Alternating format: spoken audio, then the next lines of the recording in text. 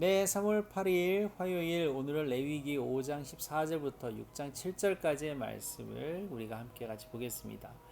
우리가 화목제, 속죄제를 살펴보았는데 이 화목제, 속죄제는 그 단어의 자체로만으로도 이건 어떤 제사인지 우리가 짐작할 수 있습니다. 그런데 우리가 오늘 함께 나눌 속건제는 도대체 그것을 짐작하기가 쉽지 않습니다. 왜냐하면 속죄하다 속자는 우리가 잘 아는데 가운데 건자가 익숙하지 않은 한자이기 때문이죠.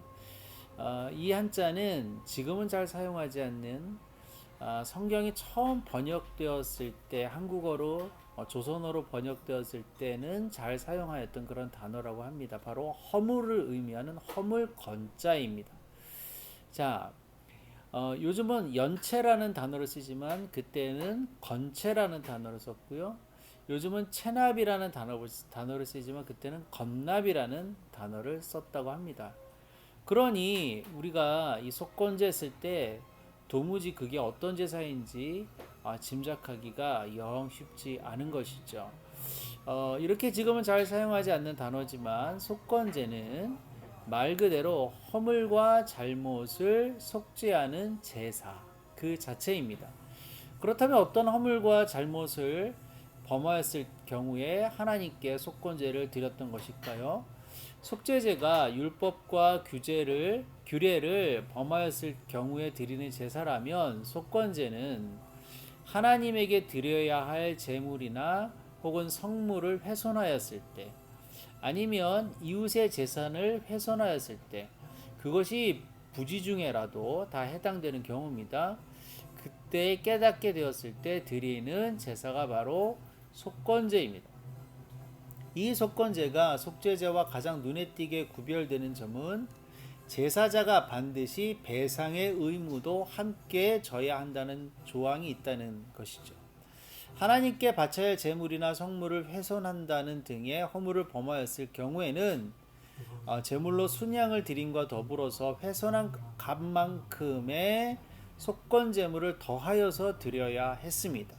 또 이웃의 재산에 해를 입혔다면 속건 제물과 더불어서 이웃에게 해를 입힌 만큼 그리고 거기에 이자 5분의 1을 더하여서 합하여서 이웃에게 배상을 해야 했습니다.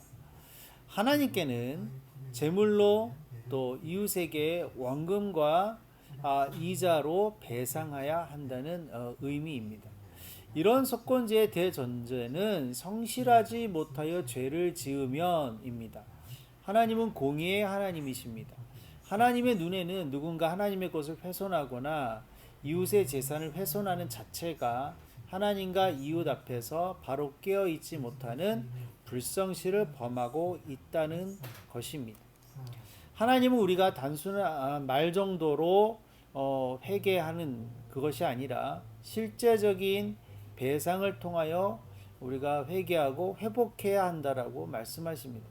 그것은 하나님께도 이웃에게도 동일하게 적용됩니다. 우리가 하나님 앞에서 허물을 범하였을 때 한마디의 기도로 쉽고 가볍게 넘어가려고 해서는 안 됩니다.